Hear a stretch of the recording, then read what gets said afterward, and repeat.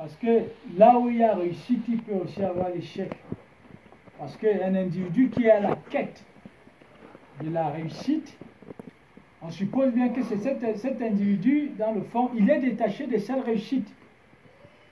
Et qui doit aller contenir, il doit aller conquérir autant pour moi. Voilà, donc ce qui fait donc que c'est cette réussite donc qui devient donc l'objet de toute sa recherche, de toute sa conquête, de toute son aspiration. Voilà. Et quand on revient donc sur celui qui est le créateur, voyons bien que le créateur n'est pas en quête de réussite. Ça veut simplement dire que quand on parle donc de l'homme, celui qui émane du créateur, il n'est pas en quête de réussite. Il n'est pas à la conquête de la réussite. Il n'est pas à la recherche de la réussite. Si réussite il y en a, c'est ce qu'il représente en termes d'identité. En termes de facultés exceptionnelles renvoie à la personnalité du créateur. Lesquelles facultés sont appelées à se développer. Et il se sert donc de tout l'univers comme ressource pour grandir dans l'identité de son Père, pour entrer dans la maturité. Bon, et maintenant, quand nous revenons dans l'univers, comme nous disons bien que ça concerne l'homme, mais non, pas l'homme en réalité, ça concerne le produit humain, qui jusqu'ici prête toujours à confusion. C'est-à-dire que quand on parle de l'homme, on parle de celui qui vient du Créateur. L'homme, ce ne sont pas les membres. L'homme, ce n'est pas des yeux. L'homme, ce n'est pas la fonction sociale. L'homme, ce n'est pas un individu qui est capable de se reproduire au niveau social. L'homme, c'est le germe du Créateur, la compréhension créatrice.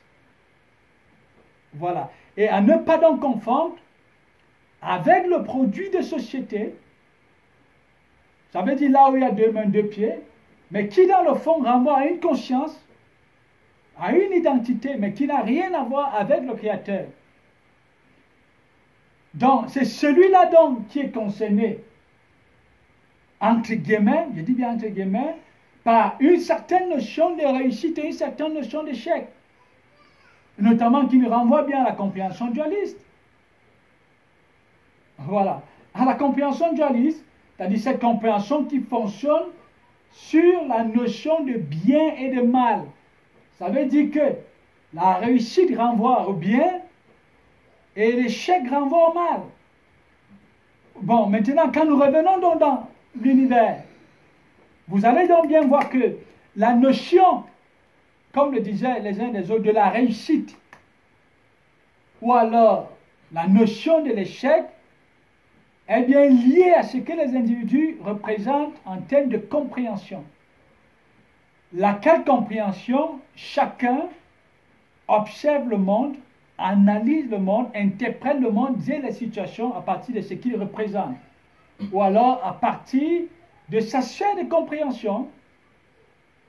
C'est la raison pour laquelle vous allez avoir deux individus dans le monde, selon qu'ils représentent un niveau de compréhension très avancé. Lui, ce qu'il met dans le contenu réussite est totalement différent à ce qu'un individu qui est renfermé au stade embryonnaire mettrait dans le contenu réussite. Encore que pour cet individu qui est à un niveau très avancé, pour lui, quelque part, je dis bien quelque part, l'échec n'existe pas.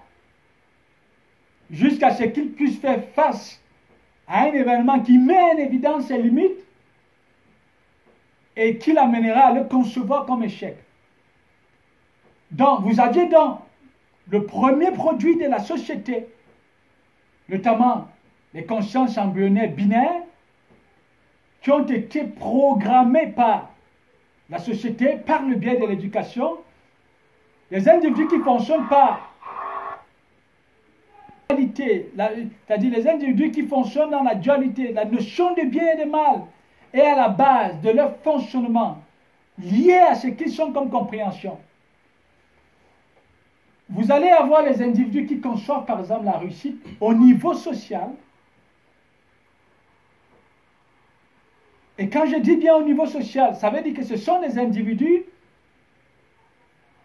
qui, selon ce qu'ils peuvent représenter comme compréhension, et ne percevant pas l'univers en dehors de ce qu'ils voient,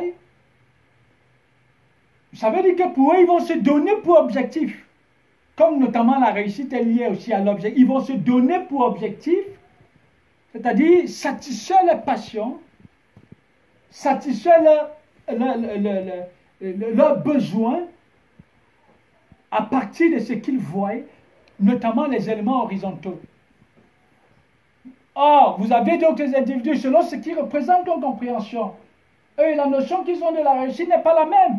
Ça veut dire que vous avez quelqu'un qui est très conscient de qui il est. Il sait clairement qu'il a des racines verticales. Il a des origines verticales. Et il sait très bien qu'il doit se développer dans l'acquisition de facultés exceptionnelles liées à sa source de provenance. Et c'est ce que lui définit comme réussite. Parce que se développant dans la dimension verticale, il sait très bien que c'est cette position qu'il a dans l'univers qui lui donne le contrôle sur l'horizontal. Et c'est comme ça qu'il conçoit la réussite. Voilà. Et rappelons donc que ceux dont ils conçoivent la réussite essentiellement au niveau horizontal, ce sont les individus qui ont été programmés. Mais ils ont été programmés par qui? Mais ils ont justement été programmés par les individus qui représentent cette compréhension au niveau. Mais pourquoi? Parce qu'ils ont des objectifs bien déterminés. Ça veut dire que ceux qui sont donc à la tête de la pyramide, ils vont construire une compréhension relative à la réussite dans les individus qui sont en bas, pour en faire des consommateurs. Donc, vous voyez donc bien que ces individus donc, qui consomment la réussite essentiellement à partir du positionnement social ou alors de l'accumulation des éléments horizontaux, vous allez bien voir que c'est cette conception de la réussite qui, quotidiennement, qui va déterminer le comportement, qui va déterminer le choix, qui va déterminer leur orientation, qui sera à la base de leur ambition. Et dans le fond, lesquelles ambitions profitent à ceux-là qui les mettent en mouvement, notamment ceux qui sont à la tête. Voilà. Donc c'est comme ça dans le fond que ça fonctionne. Et vous verrez bien que le produit social au stade embryonnaire, la conception qu'il a de la réussite, qui ne s'inspire que des éléments horizontaux de la satisfaction de ses besoins, mais cette conception de la réussite, même le lion là dans la brousse, vous posez la question de savoir à un lion en brousse, mais c'est quoi la réussite? Mais il va te dire clairement que la réussite, c'est d'attraper les gazelles. La réussite, c'est d'avoir une lionne. Et ça va s'arrêter là. La réussite, c'est de s'ériger en dominateur, par exemple, dans un clan. Vous posez, par exemple, la question à un arbre. Si l'arbre peut vous répondre, l'arbre vous dira que mais la réussite, c'est la satisfaction de ce qu'il est comme besoin. Donc, vous avez donc des individus animaux, au stade embryonnaire, en même temps végétaux, qui ont une conception de la réussite qui ne va pas au-delà de leur environnement proche. C'est un peu comme un enfant. Vous prenez par exemple un enfant qui rentre là dans l'univers, qui a peut-être 2 ans. Si vous lui posez la question, s'il peut commencer à comprendre c'est quoi la réussite, mais lui vous dira que la réussite c'est le fait de s'accumuler peut-être un paquet de bonbons, un paquet de chocolat, du yaourt, du mambo et le reste. Voilà. Et maintenant, tout en soulignant que quand on parle donc d'un enfant, on parle ici d'un individu qui représente un niveau de compréhension embryonnaire. Un individu qui n'a pas une appréciation de qui il est et de l'environnement dans lequel il est. Donc, ce qui fait donc que ses choix sont bien liés à ce qu'il représente comme compréhension. Voilà. Et nous disons bien que un individu donc qui se pense à partir de son environnement proche, ce n'est pas ça l'homme. C'est un objet programmé. C'est un sujet programmé par la société. C'est un sujet dans le fond qui a pour cousin les animaux à 4 pattes et les végétaux. Parce que la compréhension qu'il a n'est pas différente de ces êtres vivants. Donc, voilà ce que je peux apporter. Et je ne sais pas si tu peux me rappeler dans la question que tu posais.